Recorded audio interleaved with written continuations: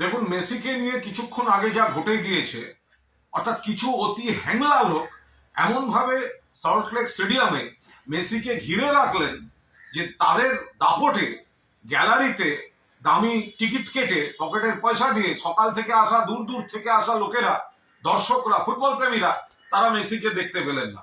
সেই ক্ষোভ তারপরে জলের বোতল ইত্যাদি ইত্যাদি হলো, মেসিকে চলে যেতে হলো। আমরা এক বাক্যে নিন্দা করছি, এটা লজ্জাজনক ঘটনা।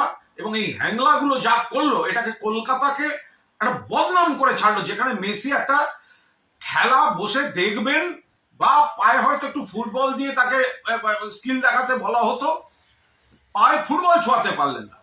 কিন্তু তারপরে ক্ষোভটা যেখানে যাচ্ছে, দয়া করে নিজেদের একটুখানি সংশোধন বা সংযমে আনুন। আপনাদের ক্ষোভ ন্যায্য, 100% ন্যায্য। আপনাদের ফুটবল প্রেমীদের আবেগকে সমর্থন করি, কিন্তু এই ভাঙচুর এবং তারপরেটা, এতে অন্য লোক সুযোগ নিয়ে নিচ্ছে। বিষয়টা আপনাদের ক্রীড়া প্রেমটাকে ছোট হয়ে গিয়ে, লঘু হয়ে গিয়ে, তখন কিন্তু বিষয়টা আইন শৃঙ্খলায় চলে যাচ্ছে।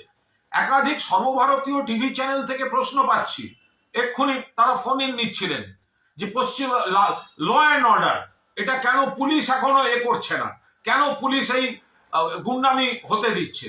আর তাদের বুঝিয়ে বলছি, তারা শুনবেন কি শুনবেন না, অল ইন্ডিয়ার সব চ্যানেল বুঝতেই পারেন যে এরা তো কোনো আইন ভঙ্গ করতে আসছিল না, এরা তো খেলা দেখতে এসেছিল। একটা আচমকা সেই রাগটা গিয়ে পড়ে ভাঙচুর ইত্যাদি করে ফেলেছে।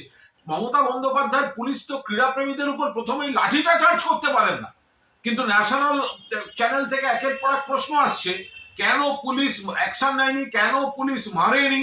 আমি আপনাদের অনুরোধ করব, যারা বিক্ষুব্ধ, আপনাদের আবেগ ঠিক আছে, কিন্তু দয়া করে সংযম করুন। গোটা বিষয়টাকে নিয়ে শকুনের রাজনীতি করতে অন্য লোক নেমে পড়ছে, সেটা হতে দেবেন না।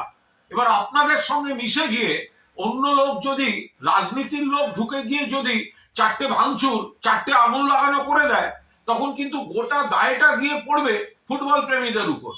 আমি একটু আগে একটা চ্যানেলে, দিল্লির একটি চ্যানেলে ফুটবল প্রেমীদের আবেগ বলতে গিয়ে আমাকে বলা হলো, আপনি গুন্ডামিটাকে কভার ফায়ারিং দিচ্ছেন।